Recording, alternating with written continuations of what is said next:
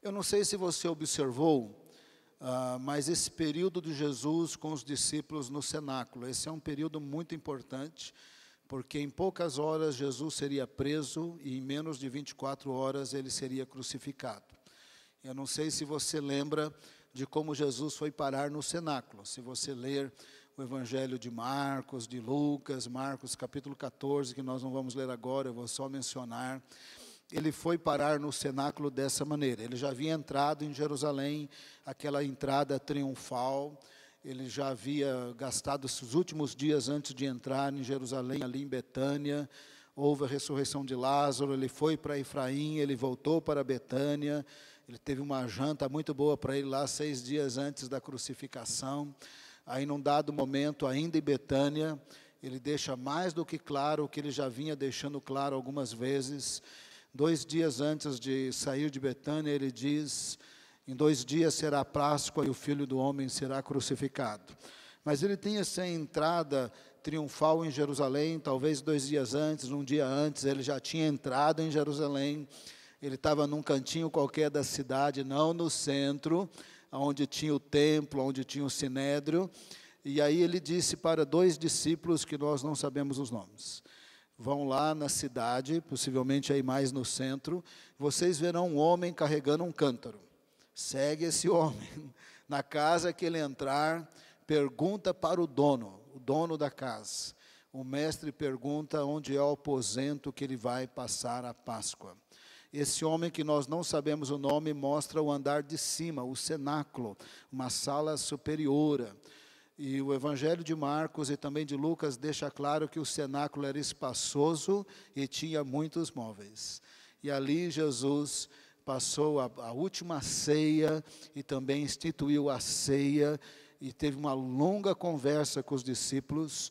Ali também ele faz a oração de João 17, quando ele sai então do cenáculo para o Getsemane, do Getsemane em diante, para começar a paixão de Cristo. Ali no cenáculo ele teve uma longa conversa com os discípulos. Foi a última conversa e ela é bem longa e ela é registrada por João. João mostra esse diálogo de Jesus no cenáculo, por exemplo, no capítulo 13 de João. No meio da ceia, ele levanta, pega uma toalha, uma bacia, lava o pé de todos eles. E ele diz: novo mandamento vos dou, que vos amei uns aos outros, assim como eu vos amei. Até ele lavar os pés, você sabe, Pedro impulsivo, não vai lavar o meu, vou lavar sim. Mas se você não lavar, não tem parte, lava a mão, cabeça. Não, Pedro, não é assim. Quem já está limpo, precisa lavar só o pé. Vocês estão limpos, menos um, fazendo referência bem clara a Judas. E ali em João 13, ele também deixa claro que Judas irá traí-lo, que é Judas mesmo. E ali em João 13, Satanás entra em Judas e Judas sai do cenáculo e a conversa continua. E no capítulo 14 ele começa assim: não fique com o coração perturbado, né, na linguagem de hoje, né, ou na NVI mais ou menos assim: não perturbe o coração de vocês, crede em Deus, crede também em mim. Na atualizada é: não se turbe o vosso coração, crede em Deus, crede também em mim. E no final do capítulo 14 ele vai falar de novo: não perturbe o coração de vocês, não atemorize. Mas em pouco tempo ele vai ser preso, começará a paixão de Cristo e ele será crucificado. Então ele está falando isso no cenáculo, mas ele sabe muito bem o que vem pela frente. E se você ler João 14 prestando atenção, você verá que Jesus deu as razões pelas quais eles não deveriam ser perturbados, apesar de que em João 16, Jesus deixa bem claro: vocês chorarão, lamentarão, ficarão muito tristes, mas a tristeza de vocês se tornará em alegria por causa da ressurreição.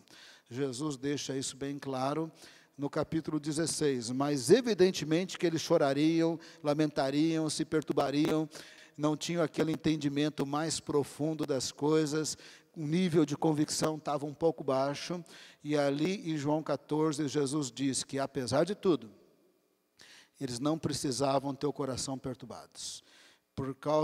exatamente por causa da paixão de Cristo, eles passariam a eternidade com Deus. Na casa do meu Pai tem muitas moradas, eu vou voltar, eu vou levar vocês vão passar a eternidade comigo. A outra razão é, vocês se tornarão templo de Deus, do Trino Deus, do Pai, do Filho e do Espírito Santo. Em João 14 ele diz, eu rogarei ao Pai, o Espírito virá, o mundo não conhece, não pode receber, mas ele habita em vós e estará convosco. Ainda no mesmo capítulo ele diz, eu me manifestarei, todo aquele que me ama e guarda os meus mandamentos. O Pai o amará, e eu, Pai, viremos e faremos nele morada. Pai, Filho e Espírito Santo moram em nós, pelo atributo da onipresença do Trino Deus, Pai, Filho e Espírito Santo.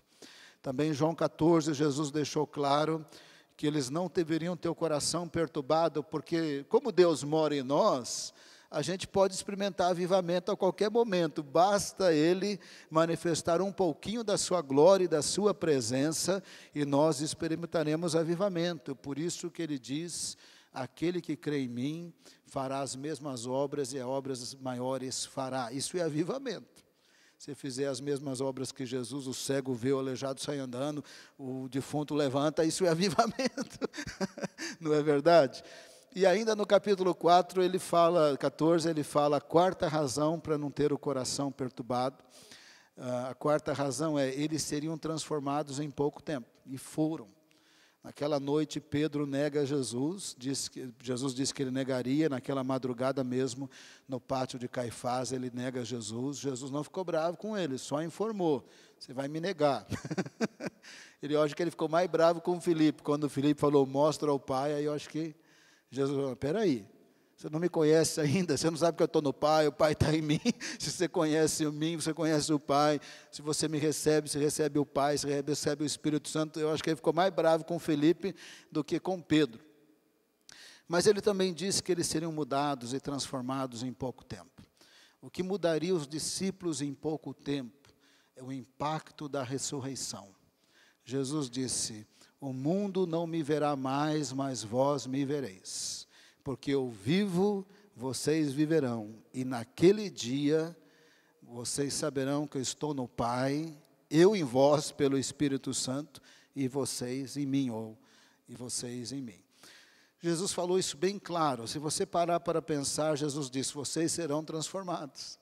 Porque se em 50 dias, eles veriam Jesus ressurreto por 40 dias, e não era a ressurreição de um segundo. Lembra aquele dia em que ele está na margem do mar da Galileia, que é um lago de água doce, tá? Não é mar, não tem areia na beirada, nem nada.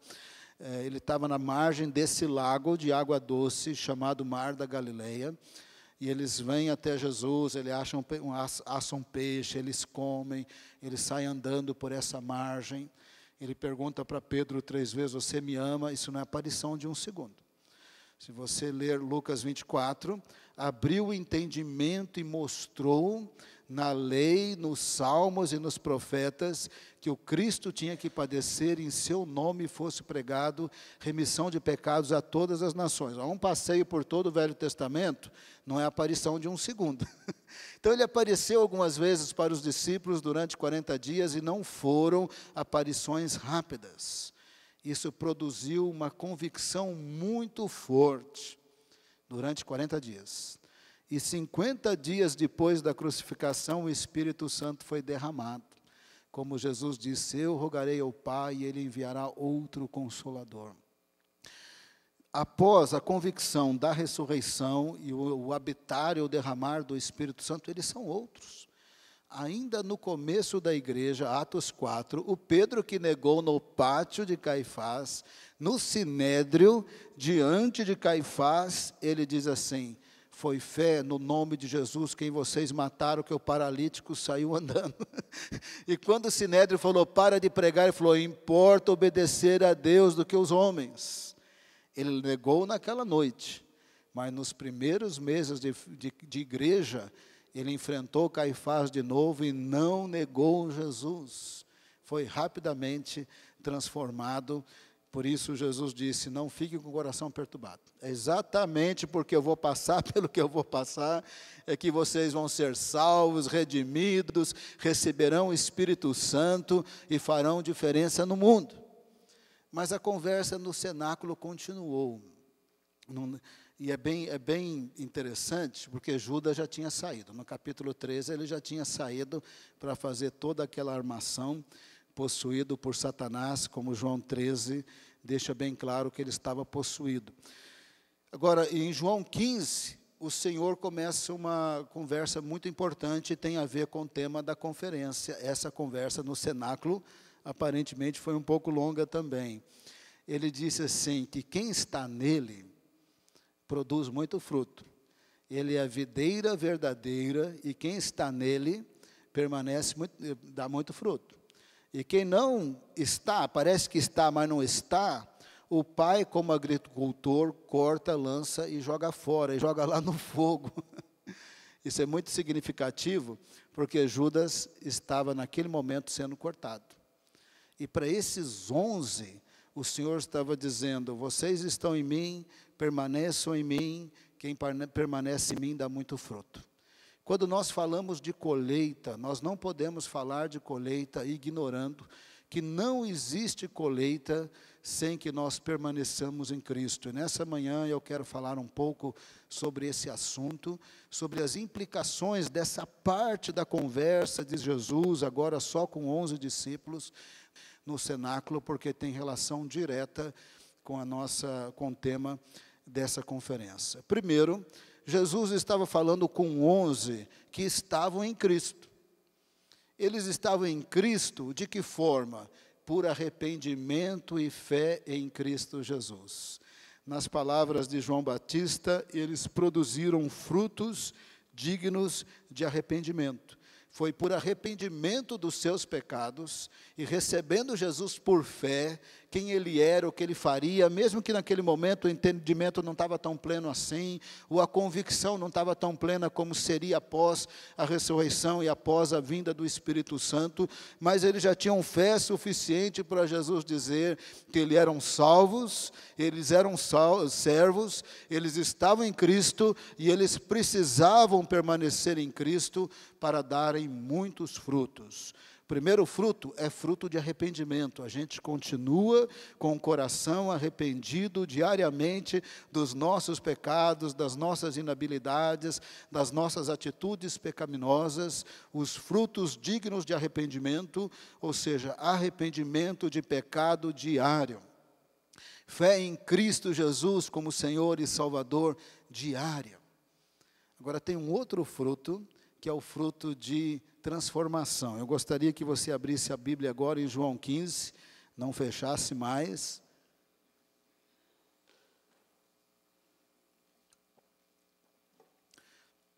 Porque Jesus fala dessa transformação exatamente no verso 3, João 15, verso 3, não fecha a Bíblia, segura a Bíblia aí, a página de alguma forma.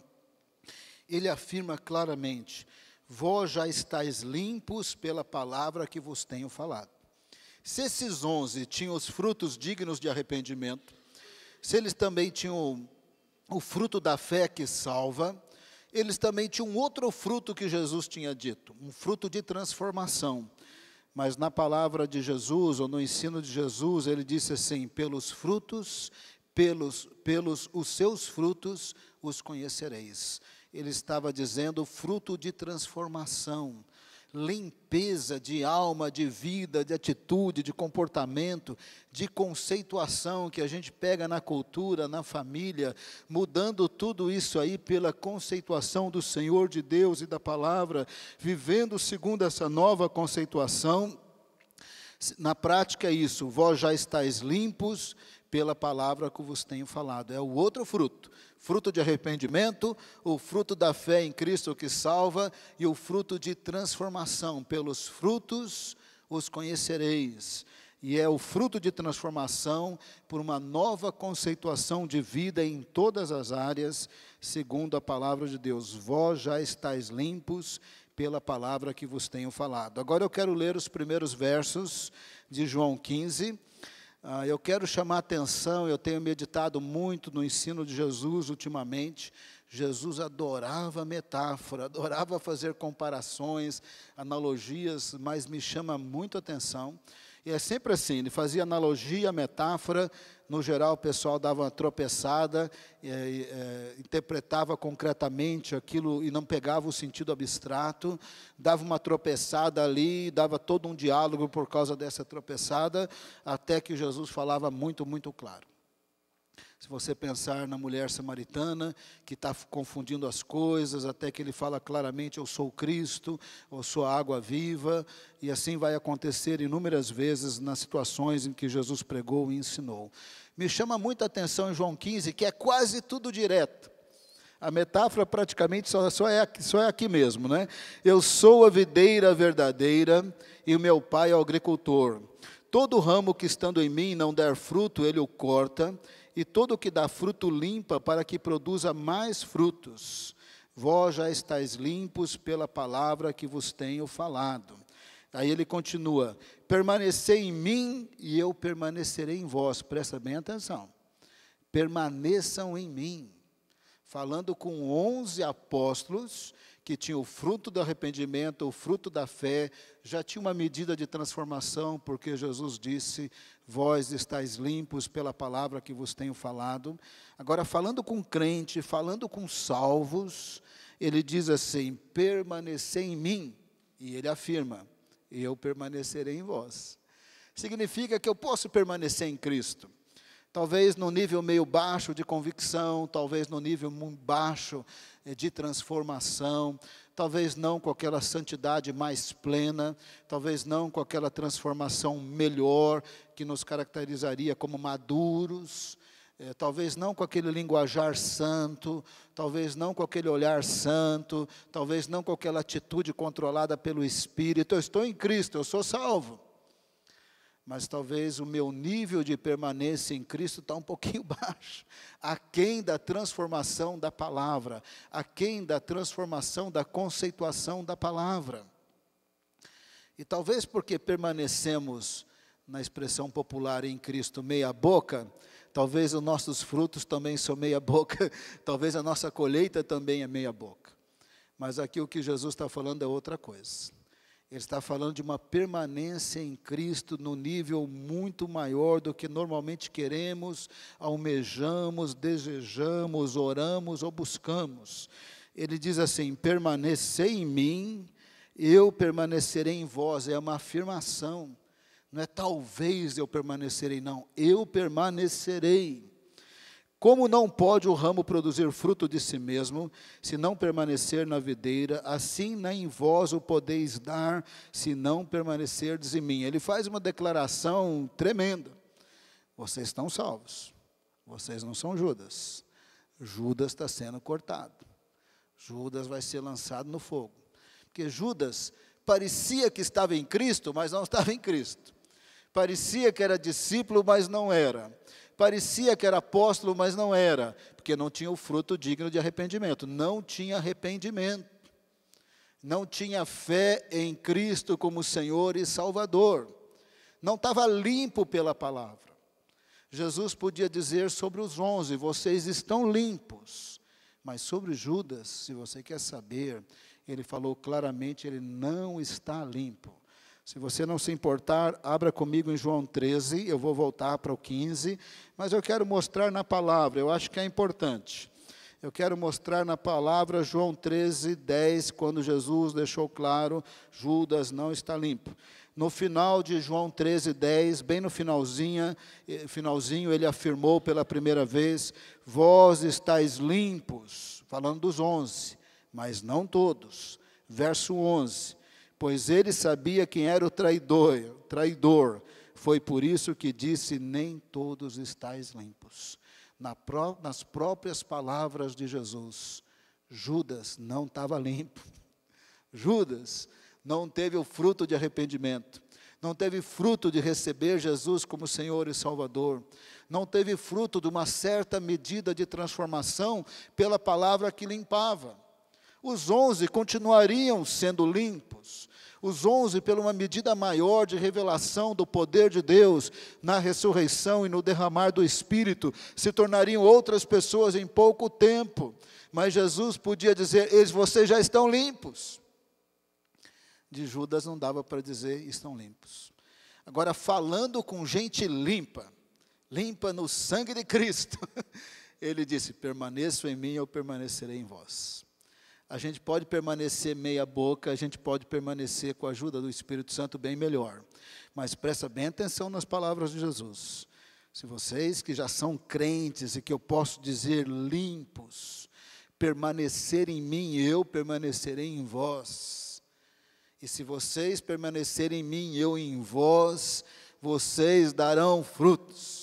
Como o ramo na videira não dá fruto se não estiver conectado, nós que estamos em Cristo pela fé, arrependimento de pecado e uma purificação constante da palavra pelo ministério do Espírito Santo que vai iluminando e santificando e ajudando, e se nós caprichamos nesse processo de estar em Cristo, pelo arrependimento, fé, recebendo o ministério santificador do Espírito Santo, Jesus diz: eu estarei convosco, eu permanecerei em vós, e a vitalidade da colheita, que traz fruto, é a vida abundante de Cristo Jesus em nós. Se estiverem em mim, e eu em vós, vocês darão frutos. Se permanecerem em mim, eu permaneço em vós, e vocês darão muitos frutos.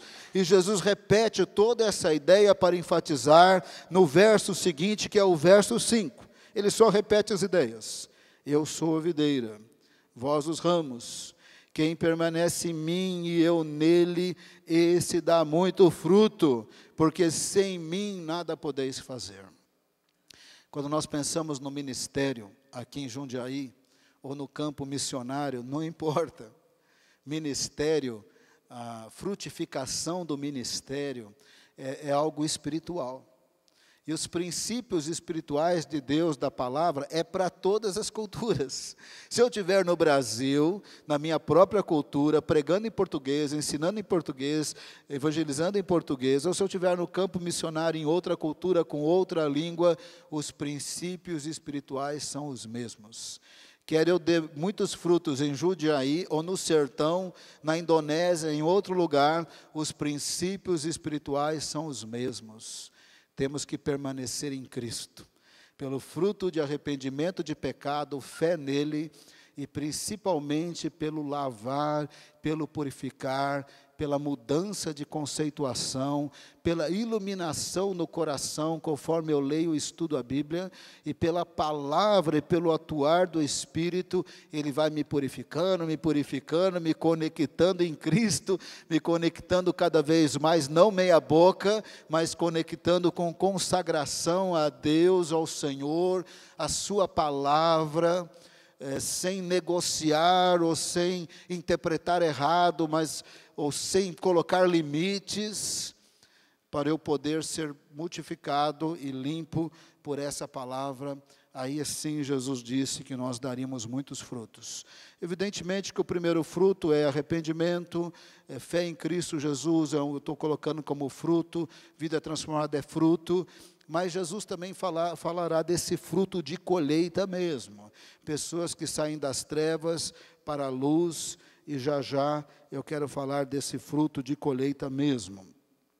Mas eu quero ir um pouco mais fundo nessa questão de permanecer em Cristo, sendo purificado pela palavra, limpo pela palavra, cada vez mais consagrado, cada vez mais em Cristo Jesus, para que eu tenha a vida abundante de Cristo, para que eu possa dar os frutos que só Jesus pode dar.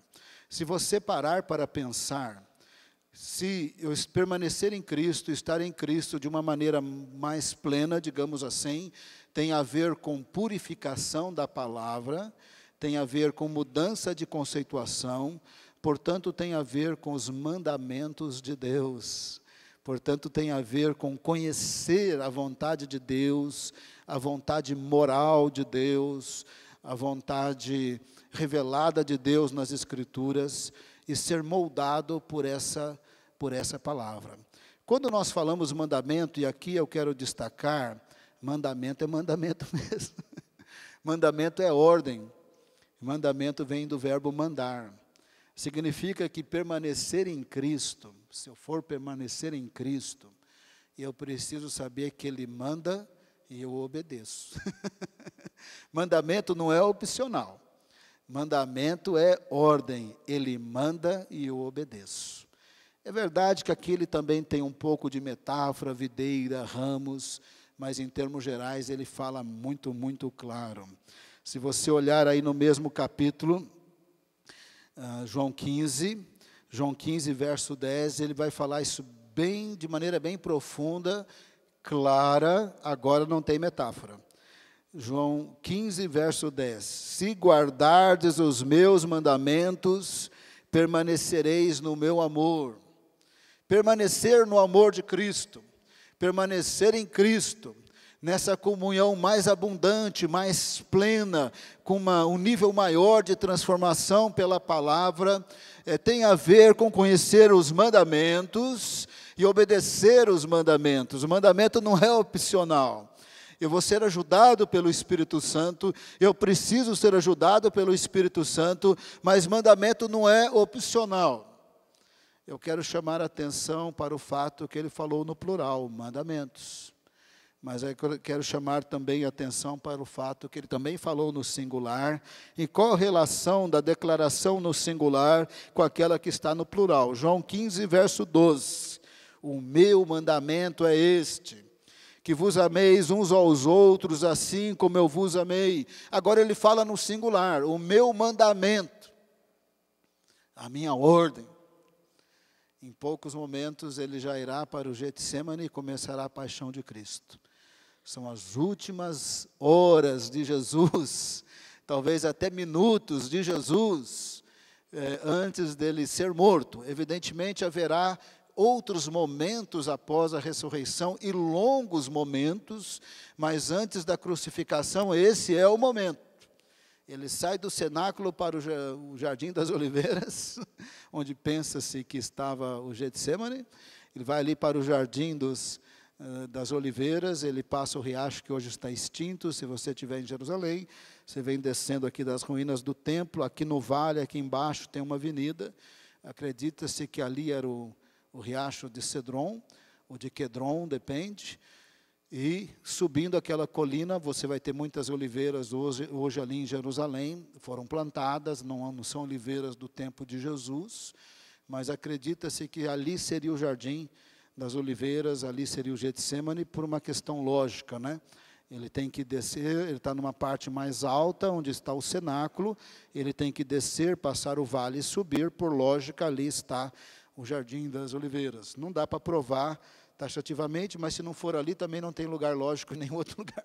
O lugar que você desce e sobe é só ali mesmo, então possivelmente era ali. E ali no cenáculo ele vai falar então, de maneira singular, o meu mandamento é que vos ameis uns aos outros como eu vos amei. Não sei se você parou para pensar, ele gastou um bom tempo com esse novo mandamento em João 13.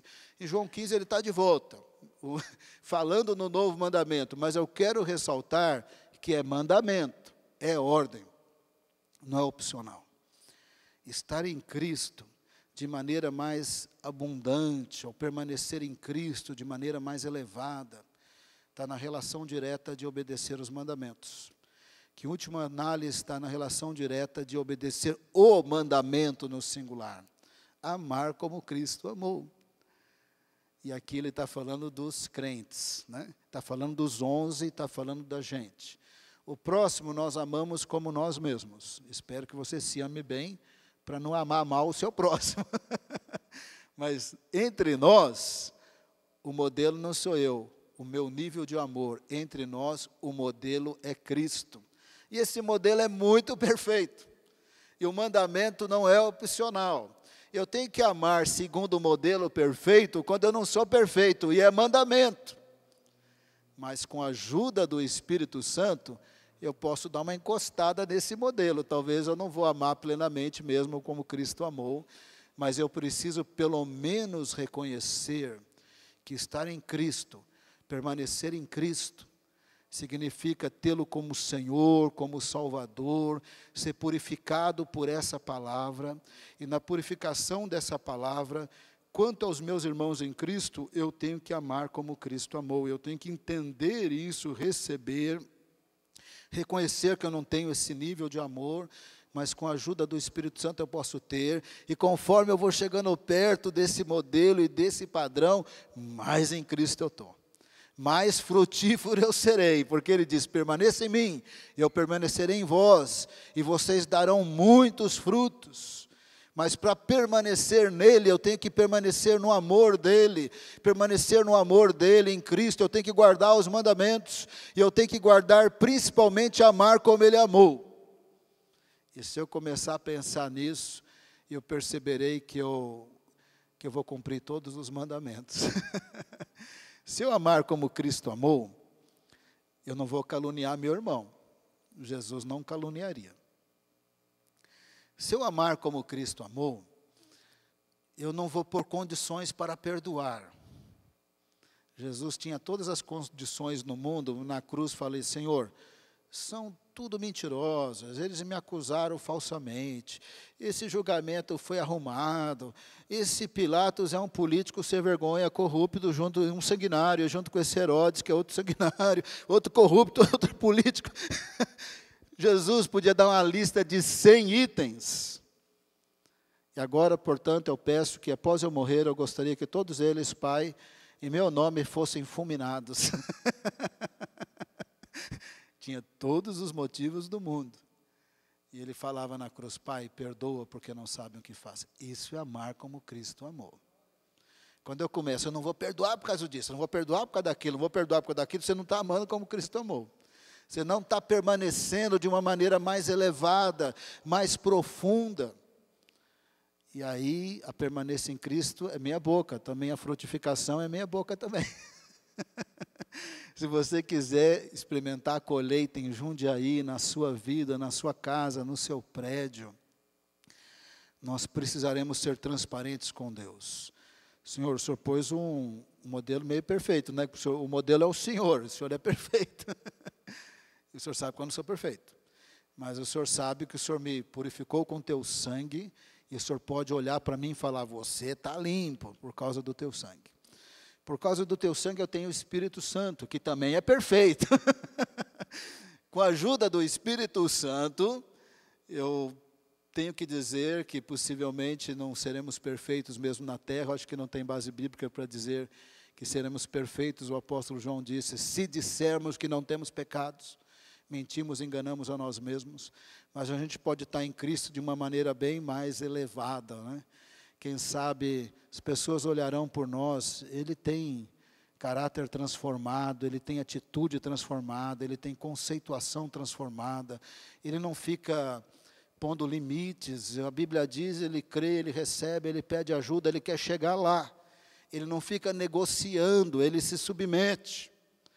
Quando Paulo diz, não sou eu mais quem vivo, mas Cristo vive em mim, eu já perguntei para mim mesmo, será que um dia eu vou ter coragem de falar para as pessoas? Não sou eu quem vivo, mas Cristo vive em mim?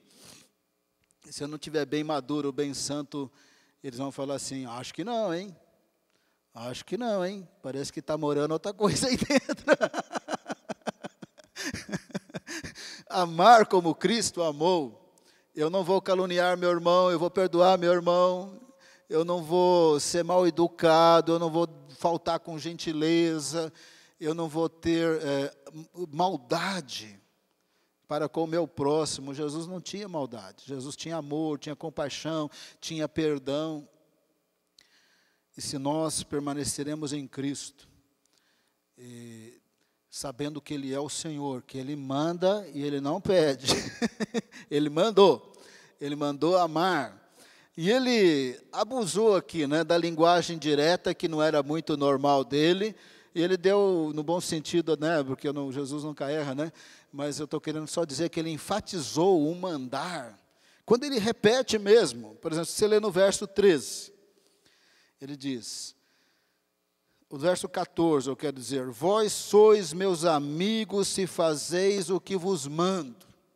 O novo mandamento é esse. E se você quiser estar em mim, num nível bem profundo, quando você fizer o que eu mando, você é meu amigo. E o amigo, ele sabe aquilo que o seu Senhor faz. Jesus até disse, eu chamo amigos porque vocês sabem o que eu faço, e o que eu ouço do Pai eu falo para vocês. Eu chamo vocês de amigos. Eu confesso para você que enquanto eu vinha meditando em João 15, orando e pensando, o Espírito Santo falando, iluminando, num dado momento eu perguntei para mim, será que eu já sou amigo de Jesus? Eu sei que eu sou servo, eu sei que sou filho de Deus por causa de Cristo, mas será que eu já virei amigo de Jesus? Amigo, se você faz o que eu mando, você é meu amigo. E amigo de Jesus, ele revela, ele fala. Ser amigo de Jesus é fazer o que ele manda, e ele deixa bem claro, verso 17, eu vou dizer o verbo abusar, mas abusar parece que Jesus errou, não é isso que eu quero dizer. Ele fez ênfase, deu ênfase, 15 e 17, isso vos mando, que vos ameis uns aos outros. O novo mandamento é esse, e se fizer o que eu mando é meu amigo, e eu mando mesmo, que ameis uns aos outros, não tem dúvida.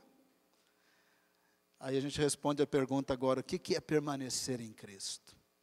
Fruto de arrependimento, você tem que ter de pecados, fruto de fé nele como Senhor e Salvador, constante purificação e transformar pela palavra, pelo ministério do Espírito, de tal maneira que, quem sabe, eu farei o que ele manda, amando meus irmãos em Cristo como ele amou. Eu já sei que eu não amo, mas eu posso melhorar, não é verdade? Olha, mas eu preciso dizer para vocês que Jesus não, e dessa vez agora ele não está usando metáfora, ele está falando muito claro, eu mando, eu mando, eu mando. Videira Ramos foi no comecinho da conversa, agora eu mando, eu mando, eu mando. E eu estou mandando amar uns aos outros, exatamente como eu amei, e eu quero que não fique a dúvida, eu amei com o maior amor. Não é só amar como Cristo amou, mas amar como Cristo amou, sabendo que ele amou com o maior amor. Verso 13, João 15, 13, ninguém tem maior amor do que este, de dar a alguém a própria vida em favor dos seus amigos. Agora nós estamos aqui, digamos, no cenáculo com Jesus. O lugar era espaçoso, mobiliado. Que conversa, irmão, que conversa séria antes de ir para o Getsemane, que conversa séria. Como Jesus não aliviou, como ele agora não usou metáforas, agora ele foi muito direto. Em poucas horas vocês vão saber o que é amar como eu amo. Daqui a pouquinho eu estou no Getsemane, sexta-feira, no dia seguinte, depois que clarear, ao meio-dia, eu estou na cruz por vocês. Ele amou com o maior amor, ninguém tem maior amor do que este, dar a sua vida pelos seus amigos. Sabe o que é amar Pedro? Eu, quando meditei aqui, eu vou sugerir, não vou afirmar taxativamente, que Jesus não ficou bravo com Pedro. Que Pedro, ele reagia rápido, e ele era um dos que mais tropeçava com as metáforas de Jesus. Jesus dizendo que ele ia morrer, ressuscitar, subir aos céus, estar com o Pai na plenitude da glória que ele tinha desde a fundação do mundo. Mas Jesus adorava as metáforas. Em vez dele falar isso que eu acabei de falar, ele disse assim, eu vou. Para onde eu vou, vocês não vão. Aí Pedro já boiou já. Para onde eu vou, vocês não vão. Aí Pedro já boiou. E aí falou, não, você não vai não, porque você não pode ir agora, porque você não vai morrer agora, você vai implantar a igreja, tantas coisas. Aí Pedro insistiu que ia e que até morreria por ele. Falou, não, você não vai morrer por mim não, essa noite ainda você vai me negar 3 vezes.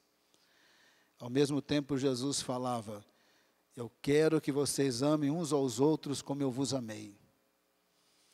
E como eu os amo, eu morrerei por vocês na cruz. Por esse Pedro que ele sabia que antes dele morrer, saindo do cenáculo, negaria Jesus. E ele ainda disse, eu te amo desse jeito. Mesmo sendo esse traidor que você será em poucas horas, eu morrerei por você.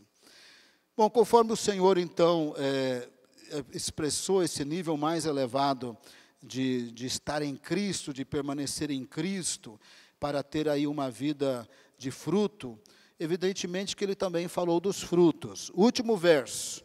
E vós também testemunhareis, porque estáis comigo desde o princípio. Iam pregar e evangelizar e dar frutos. Verso 16.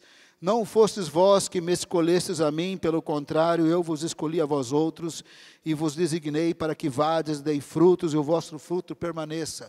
Agora é o fruto da evangelização, fruto do arrependimento, fruto da fé, fruto de uma vida transformada, quem sabe numa permanência mais elevada com Cristo, fruto de pessoas.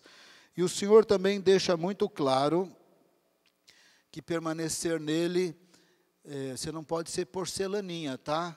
Dodózinho aqui, dodózinho ali, só no começo da fé cristã, quem sabe por 6 meses.